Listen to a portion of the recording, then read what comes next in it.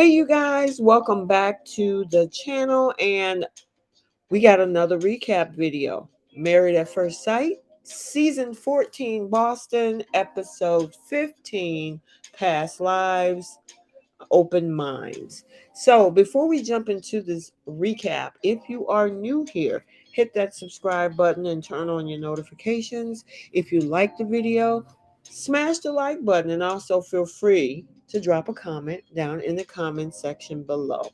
And guys, do you realize we are coming up to decision day in about 2 more episodes, and then reunion part 1 and reunion part 2.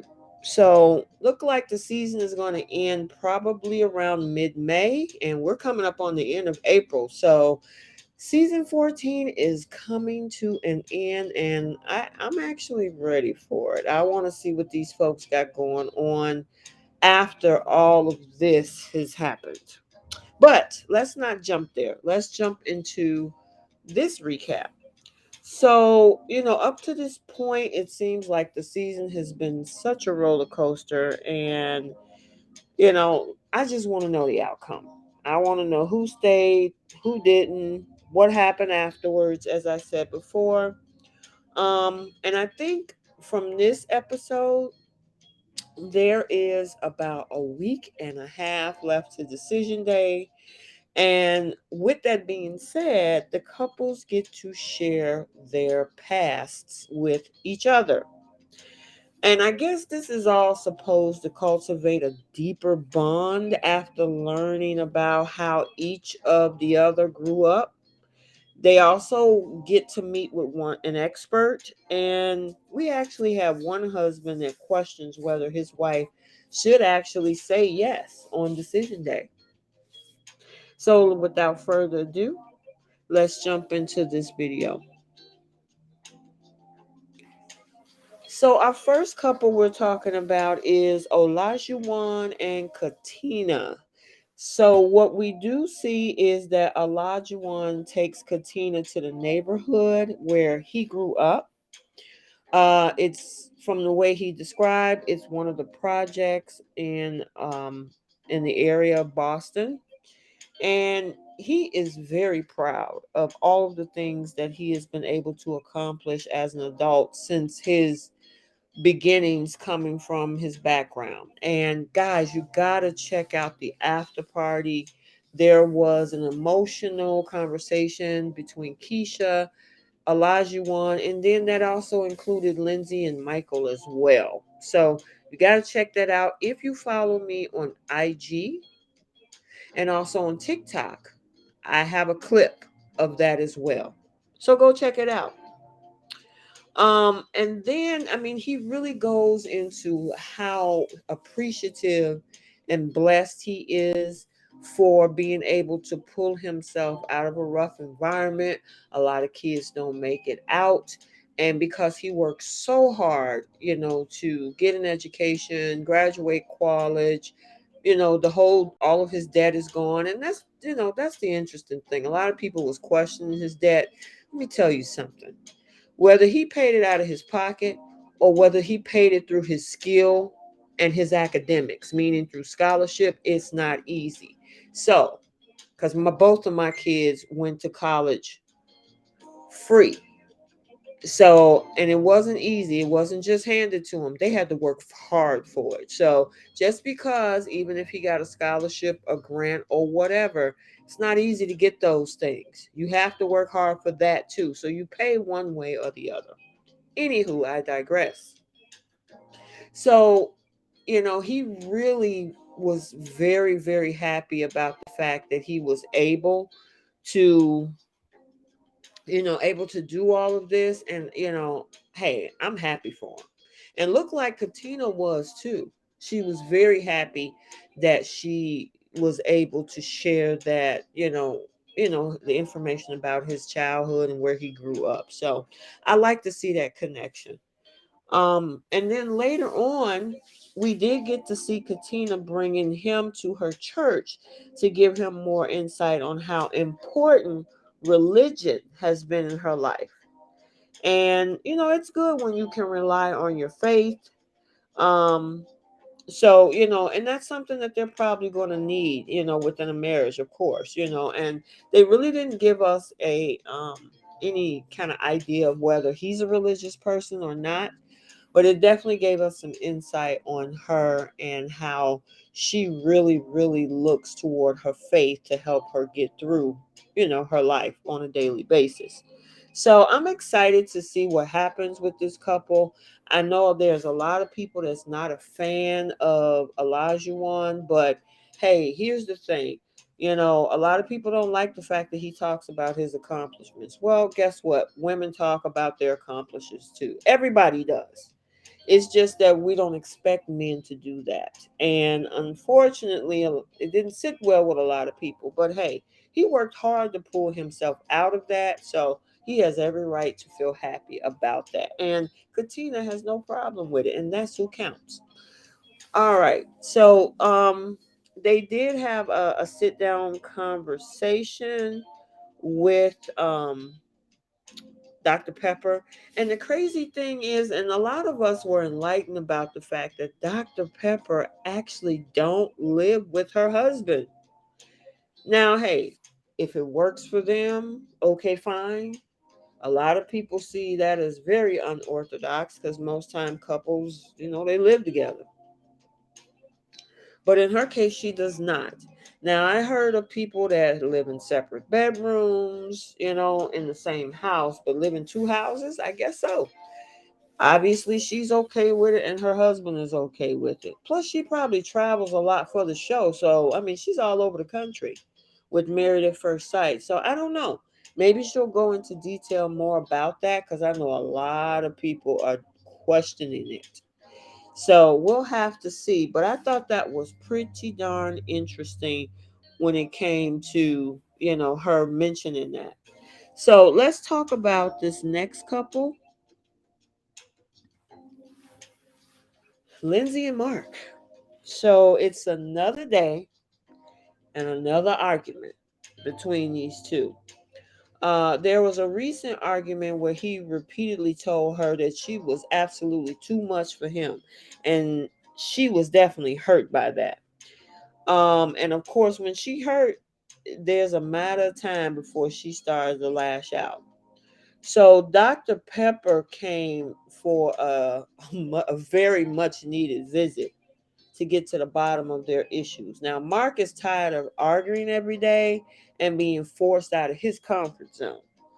The problem is that they come from two different worlds and don't know how to communicate. That's what it comes down to.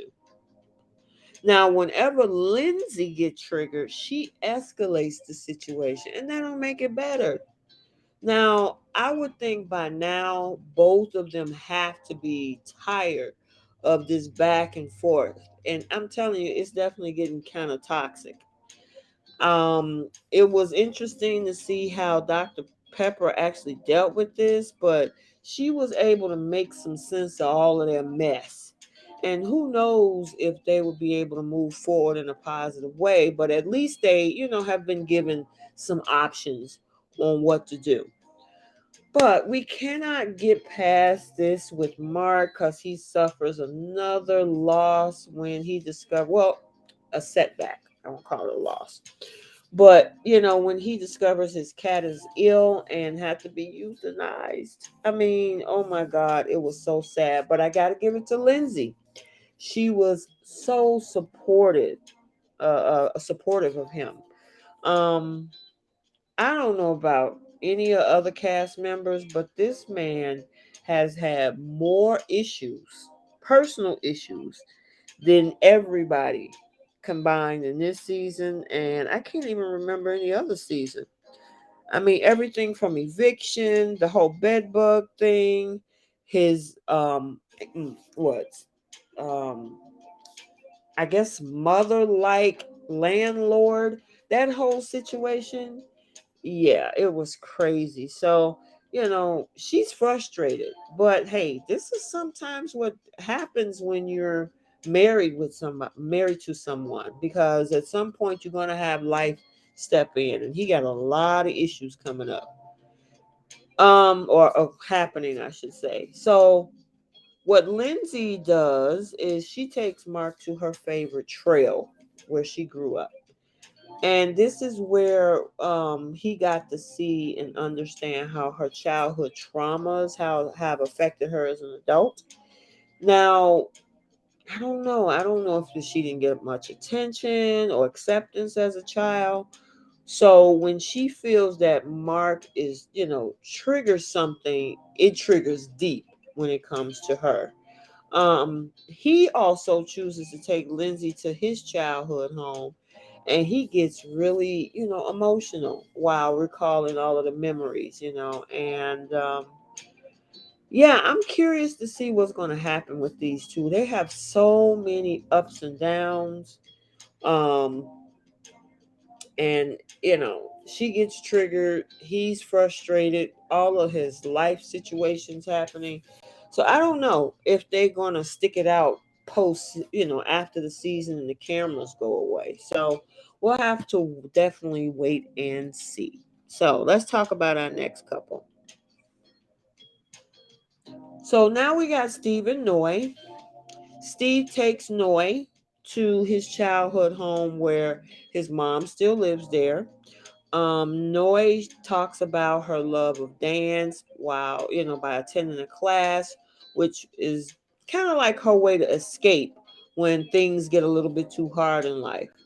And yeah, she does okay, I guess. I guess it depends on who watching her, because I don't know if you consider her a good dancer.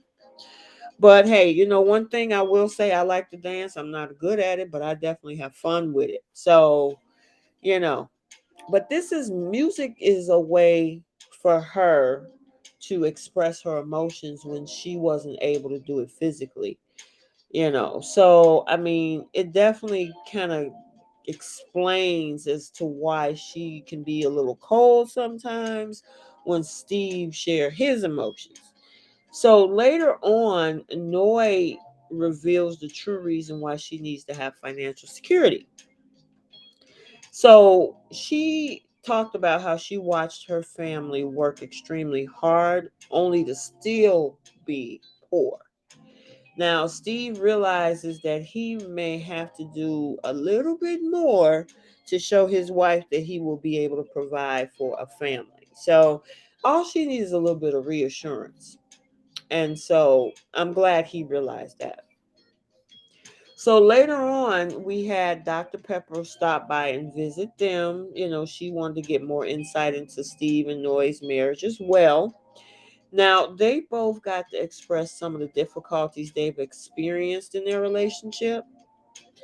Now, although Noy has learned she needs to communicate when she's upset, they still haven't reached an understanding on a lot of main key issues, though. So when the topic of living together comes up, Dr. Pepper revealed how, she doesn't currently live with a husband, like I said earlier. And it's obvious that Steve is not feeling being married and living separately. I don't blame him. Now, Noy is speaking as if she's already made a decision. And I'm like, oh, here we go. Noy, really? Now, I'm not sure, where they're gonna go from here, but I just think if she kind of just relax and let go, because why did you come into an experience where you're married and then you still want to be separate? Marriage is interdependent. So I don't get it. I don't get it. And it makes her come off, a lot of the fans see her as being very selfish and very childish. And, it doesn't seem like she takes Steve's needs in mind as well, or if at all. So I don't know. We'll have to see. I like to see these people outside of the season, but I hope they can figure it out and stick it out together. So, like I said, we'll have to see. Okay, last but not least, let's talk about Michael and Jasmina. Michael, oh, Michael, I think a lot of the fans were very proud of him. He has really grown and became a lot more vulnerable during this process. The only problem is that whether Jasmina is going to be the right person for him. Now, I mean, she begs him to open up, and when he does it, she turn around and then she's guarded. So it's like, how are you gonna tell somebody to open up to you, and when they do, then you shut down or you close up? That makes no sense. But we did see that she finally opened up when she takes Michael to her childhood home. Now, her upbringing was especially difficult, due to her biological parents leaving her at a very, very early age. It was her school teacher in her childhood and her stepmom who eventually helped her regain the confidence that she needed. And with all of this information, Michael is amazed at the person that she has become despite going through all of that trauma in her childhood. And, it was nice to actually see that relaxed, more softer side about her. So then Michael take Jazz to his home where he shared with his siblings and his late mom. And he reads his letter to his younger self. He got choked up and he was teary eyed.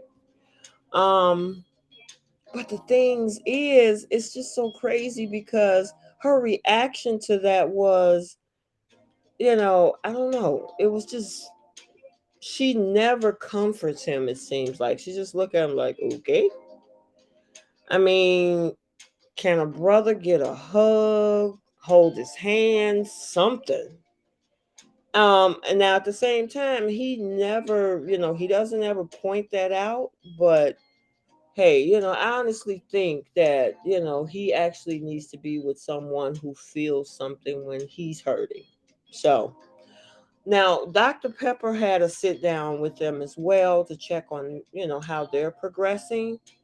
Now, although they both admit that they've been enjoying each other's company, Jazz, however, still isn't ready to do anything on any level related to intimacy. And I mean, just let the man, let him off the hook because he wants intimacy. She don't want it with him. I don't think she's really into this guy. I don't know what type of guy she's looking for, but he's definitely done the work. And she's just not into him. And you know what? Here, hey, I've said this about the men in previous seasons, and a lot of people didn't like what I had to say. But if you're not interested in someone, don't waste their time. If you're not attracted to them, that doesn't mean that they're unattractive. You're not attracted to them or you're not interested in them. Hey, they need to go and find somebody who they can truly be with. So, we'll see what happened with these two. From the beginning, I was really rooting for Jazz and Michael because I actually think that they look really good together, but it's just something that's a disconnect for Jazz when it comes to Michael. And I really think he's a nice guy. And like I said, he was on the unfiltered, oh my God, the after party last night with Keisha and Olajuwon and Lindsay. And man, it was a moment.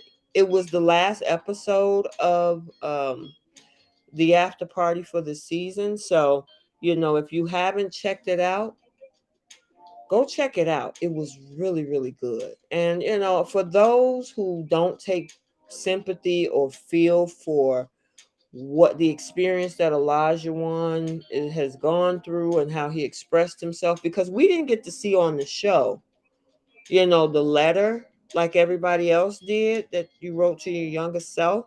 He actually talked about what he actually wrote because he did. They just didn't show it. That's why I don't put 100% stock on what is seen on the show because we don't get to see everything. And thank goodness Keisha allowed him to elaborate on what his letter to his younger self. And I mean, it could be a tearjerker. So some folks didn't care. They thought he was faking. They thought he was full of himself. And I'm like, at what point do you just let the anger go? Let that man have his moment. If you don't feel how he feel, okay, fine. But people talk about mental health in this country. Releasing emotion is one way to do that. So I got to give him the space to do that. So, you guys, I hope you enjoyed this episode of the recap of Married at First Sight, season 14, Boston. Open minds or past lives or vice versa. I hope you enjoyed this video. Like, comment, and subscribe, and we will see you in the next video.